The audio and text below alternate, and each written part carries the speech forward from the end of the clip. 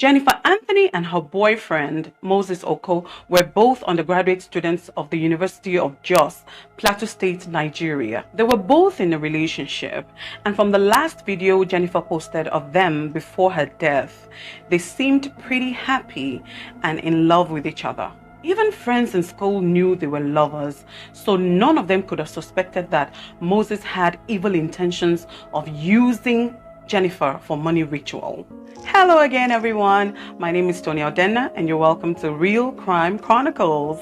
Now, quickly go click that subscribe or follow button, depending on which platform you're watching this video. Because when you like, comment, share, subscribe, or follow us, it helps us make more thrilling videos like this for you.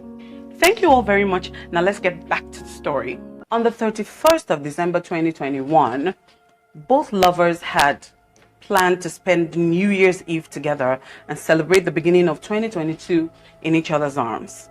So they both planned to meet each other at this guest house called Domus Pastis, somewhere along Zaria Road. Some of you who live in Jos may actually know this place. Moses Oko arrived this guest house at about 4 p.m. on that day and then checked in, then waited for Jennifer to arrive. It was said that Moses hurriedly went downstairs to pick her up, and they both came back upstairs to the room. He then came downstairs to order food from the kitchen and some drinks from the bar, and they were served what he ordered, and typically with a set of cutleries consisting of forks and knives, which is actually not a big deal, right? Okay, we're getting to that part. So in the afternoon of the following day, which was January 1st, 2022, which was a New Year's Day, Moses came downstairs from the room to the reception and wanted to check out of the guest house.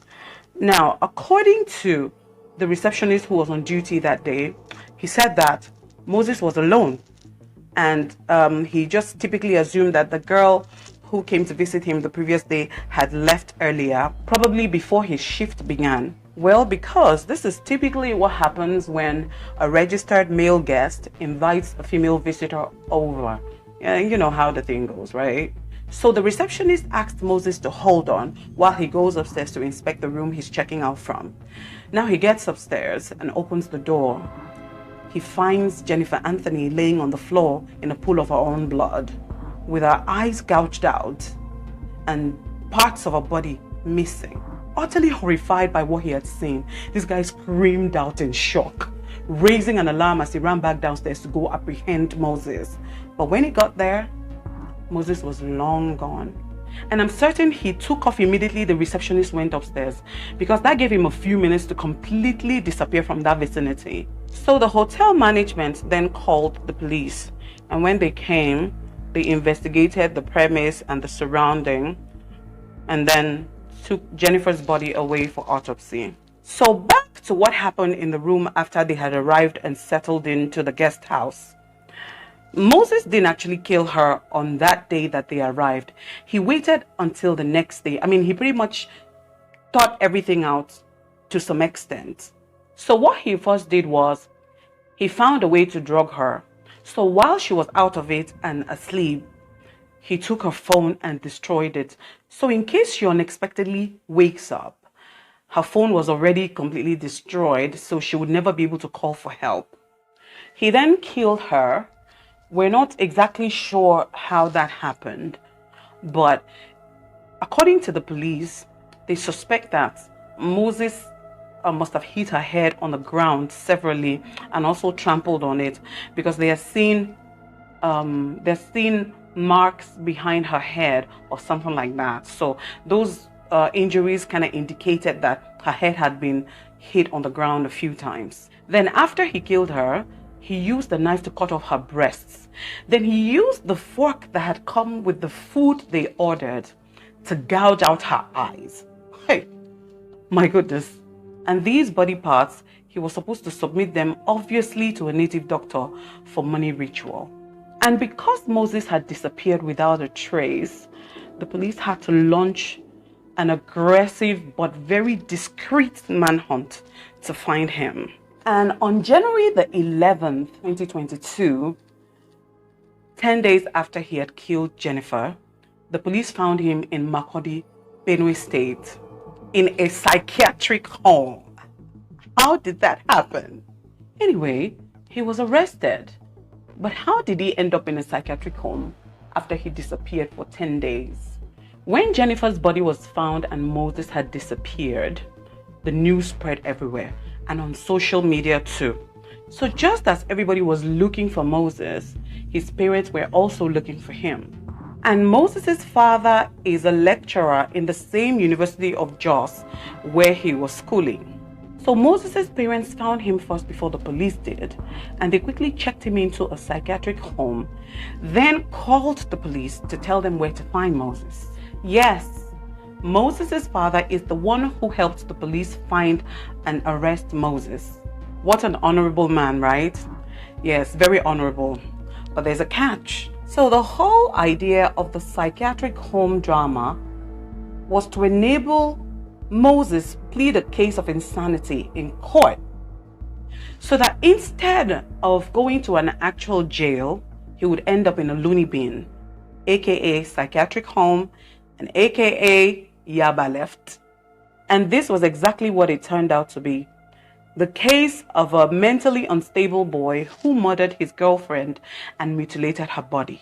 Because Moses' father kept on telling the police in efforts to convince them that on several occasions he had caught Moses smoking weed. They would get in an argument and Moses will get off the argument by saying that weed is healthier than cigarettes. I really feel sorry for this guy though. I mean, he's just basically a father who's doing his best to get a second chance granted to his obviously foolish child. I mean, he's just doing whatever he can to get this boy out of his mess and give him a second chance in life. But you know, this guy committed a very hideous crime. I mean, he killed a girl, and not just killed her. He actually took her body parts, mutilated her body with intention to use it for money ritual. I mean, that's not just right. That's just not right. So he can't try to play the insanity game here. I mean, the boy, he committed a crime, he has to pay for it. Anyway, in court, when the case was going on, it was said that Moses just kept singing. So during trials, because Moses had been advised by his lawyer and obviously his parents to plead insanity, he would then put up a drama by singing in court when the trial is going on. And then before then, he won't talk to the police, he won't talk to anybody. So because of this, he was declared mentally unfit to stand trial. That means he doesn't get to go on the stand and be asked questions about that particular day and that particular incident. But the police knew he was bullshitting, because all along he had been answering their questions up until his lawyer showed up, and the whole story just changed. He started talking like an insane person and acting like an insane person. They knew he was putting up a show. So this guy's family is basically trying to get him a second chance at life. But you know, like they say, if you can't do the time, don't do the crime. He committed a crime, so he's going to pay for it, period. But you know, these are just my thoughts, and I would want to know what you guys think about this whole thing. His father trying to defend him and get him out of a murder crime.